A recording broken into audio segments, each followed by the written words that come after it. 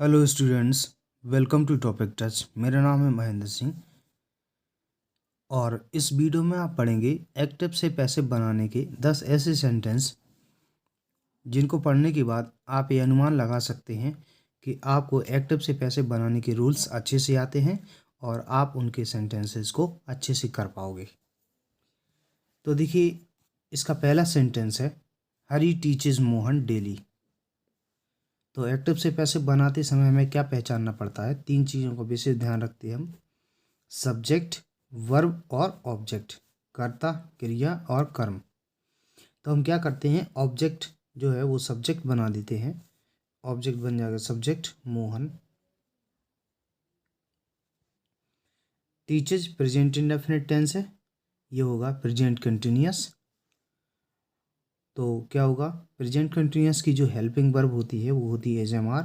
मोहन के साथ लगेगी इज। मेन वर्ब की थर्ड फॉर्म कर देती हैं, टीच की थर्ड फॉर्म हुई टॉट। और सब्जेक्ट ऑब्जेक्ट के स्थान पर बाई से जोड़कर लिखा जाएगा, बाई हरी और डेली, फुल स्टॉप। दोस्तों, एक्टिव से पैसिव बनाने के नियम और टेंस चेंजिंग में पढ़ा चुका हूँ, जिस वीडियो की लिंक जो है इस वीडियो के डिस्क्रिप्शन में मैं दे दूँगा। तो वहाँ से जा कर के एक्टिव से पैसिव बनाने के रूल्स आप पढ़ सकते हैं। अगर आपको रूल्स याद नहीं है तो आप वहाँ पर उस वीडियो को क्लिक कीजिए, जो कि डिस्क्रिप्शन बॉक्स में उसका लिंक दिया हुआ है। उसके रूल्स याद कीजिए, तब आपको एक्टिव से पैसिव बनाना बहुत अच्छे से आ जाएगा। इसका दूसरा सेंटेंस देखिए, everyone respect him.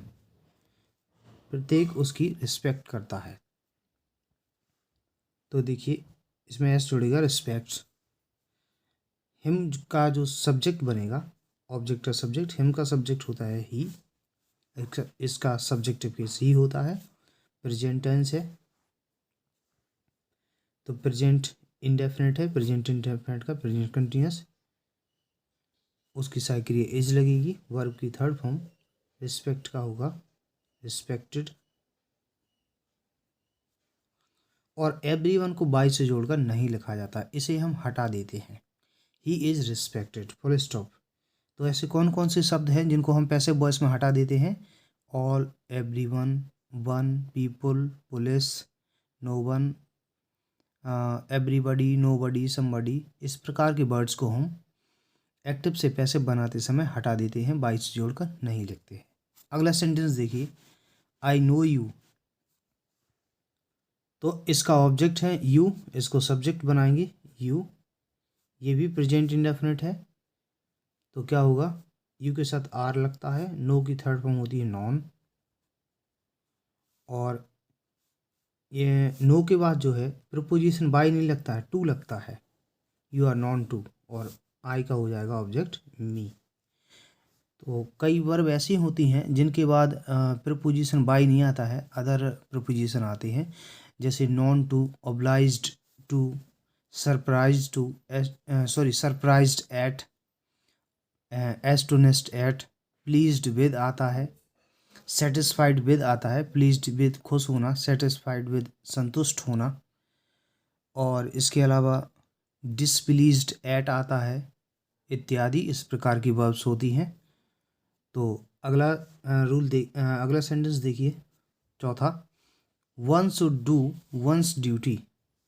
One means होता है कोई एक व्यक्ति, मतलब किसी को भी, शुड मीन्स चाहिए, डू मीन्स करना, वंस मीन्स अपनी, ड्यूटी मीन्स ड्यूटी करना चाहिए, ड्यूटी यानी कि कर्तव्य। एक व्यक्ति को अपना कर्तव्य करना चाहिए, अपनी ड्यूटी करना चाहिए। वन का पॉजेसिव केस यानी कि संबंध कारक होता है वंस। तो वन भी एवरी वन की तरह ही है, जैसे हम ये वाला देख चुके हैं, एवरी वन को बाई से जोड़कर नहीं लिखा गया, इसी तरह ये वन को भी बाई से जोड़कर नहीं लिखते हैं। जब हम वन को हटाएंगे तो इसका जो संबंध कारक है वो भी हट जाएगा।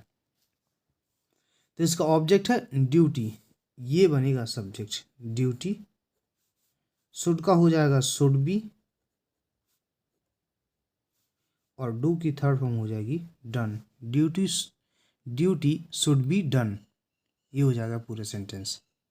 जब वन हटेगा, बाई से जोड़ कर वन नहीं लिखा जाएगा, तो ये वंस भी हट जाएगा, इसी का संबंध कारक। अगला सेंटेंस है is she writing a letter. तो इंट्रोगेटिव है, इंट्रोगेटिव में ये सब्जेक्ट है, ये वर्ब, ये ऑब्जेक्ट, इसको ऑब्जेक्ट टू सब्जेक्ट बनाएंगे। इज का हो जाएगा इज बीइंग, तो इज अ लेटर और सब्जेक्ट के बाद लगता है बीइंग। यदि नॉट आता तो बीइंग के पहले लगा देते। राइट की थर्ड फॉर्म हो जाएगी रिटन, वर्ब की थर्ड फॉर्म कर देते हैं और सी को लगा देंगे बाई हर क्वेश्चन मार्क। अगला सेंटेंस देखिए छठवां, who teaches you English.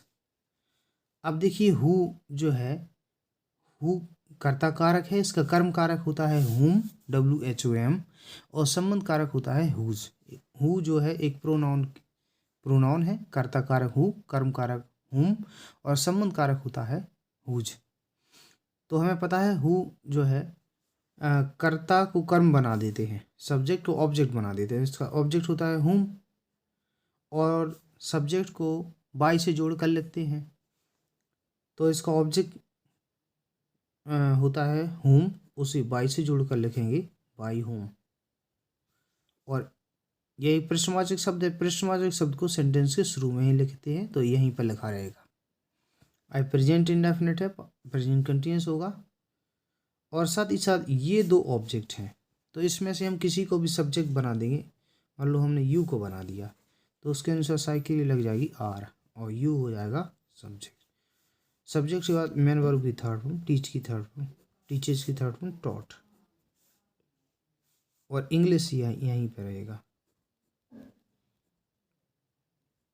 By हुम आर यू टॉट इंग्लिश, या इस तरीके से भी ये बन सकता है इंग्लिश। अब देखिए इसमें ऑब्जेक्ट दो है, यू है और इंग्लिश है। यू ये है इनडायरेक्ट ऑब्जेक्ट, ये है डायरेक्ट ऑब्जेक्ट। हम डायरेक्ट ऑब्जेक्ट से भी इसको बना सकते हैं, हु का हो जाएगा बाई हुम। अब इंग्लिश के अनुसार लगेगा इज और इंग्लिश बनेगा सब्जेक्ट, इज इंग्लिश। टीच की थर्ड फॉर्म टॉट, और इनडायरेक्ट ऑब्जेक्ट को जब पीछे लिखा जाएगा ना, तो टू से जोड़कर लिखा जाएगा, टू यू। लेकिन डायरेक्ट ऑब्जेक्ट को टू से जोड़कर नहीं लिखते। मैं एक्टिव से पैसे बनाने की हु वाले सेंटेंस पढ़ा चुका हूँ, इसकी वीडियो दी गई हैं। अलग से ही हु वाले वाक्य दिए हैं, हु वाले भी उसी में हुम वाले हैं, व्हाट वाले वाक्य हैं, तो प्लेलिस्ट में दी गई है, वहाँ पर जाकर आप देख सकते हैं। सातवां सेंटेंस देखिए, please give me your pen. Imperative sentence है, प्लीज़ लगा होता है तो हम लगाते हैं you are requested to. Please लगा हो या काइंडली लगा हो तो हम लगाते हैं यू आर रिक्वेस्टेड टू, और इसे हटा देंगे प्लीज़ को, पूरा sentence as it is, give me your pen. अगला है डू इट इमीडिएटली, इसे जल्दी कीजिए। तो देखिए ये ऑर्डर है, ये भी इम्परेटिव है, वर्ब की फर्स्ट फॉर्म से शुरू हुआ है, डू का जो है डी कैपिटल होगा। अब देखिए सेंटेंस को देखकर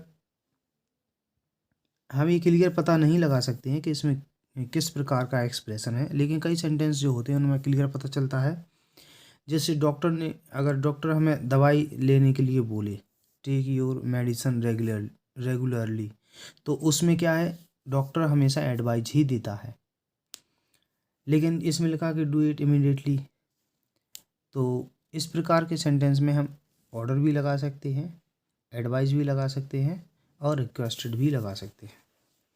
लेकिन हमें जिस प्रकार का थोड़ा लगे कि कन्फर्म यही है तो हम वो लगा दें, लेकिन ऐसा कोई फिक्स नहीं है कि आप ऑर्डर्ड ही लगाएंगे या रिक्वेस्टेड ही लगाएंगे या एडवाइस्ड ही लगाएंगे। यहाँ पर मुझे लग रहा है कि यहाँ पर ऑर्डर का भाव है, तो मैं ऑर्डर्ड लगा दूंगा। इसे शीघ्र कीजिए, you are ordered to do it, you are ordered to जोड़ देंगे पूरा सेंटेंस, इमीडिएटली। नौमा है why have you done it. तो देखिए वाई एज इट इज, सहायक क्रिया ये है और इसका ऑब्जेक्ट है ये बनेगा करता, और हैव का होता है हैव बीन। हैज़ हैव का उसमें बीन जुड़ जाता है तो इट बनेगा सब्जेक्ट यहाँ पर। तो यू का आंसर तो हैव था लेकिन इट का आंसर हो जाएगा has. Why it has, why has it और बीन, हैज़ बीन होगी तो बीच में सब्जेक्ट आएगा, हैज़ इट बीन होगा और डन। वर्ब की थर्ड फॉर्म पहले से लगी, वर्ब की थर्ड फॉर्म कर देते हैं, इसे जोड़ देंगे वाई से जोड़ के, वाई यू। लास्ट है नेवर टेल अ लाई, कभी झूठ मत बोलो। तो ये एडवाइस दी जा रही है, क्लियर है। You are advised never to tell a लाई।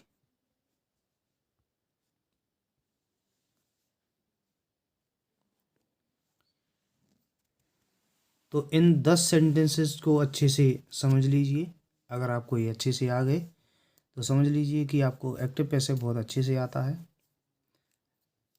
थोड़ी बात और होंगे जिनको प्रैक्टिस करना ज़रूरी होता है।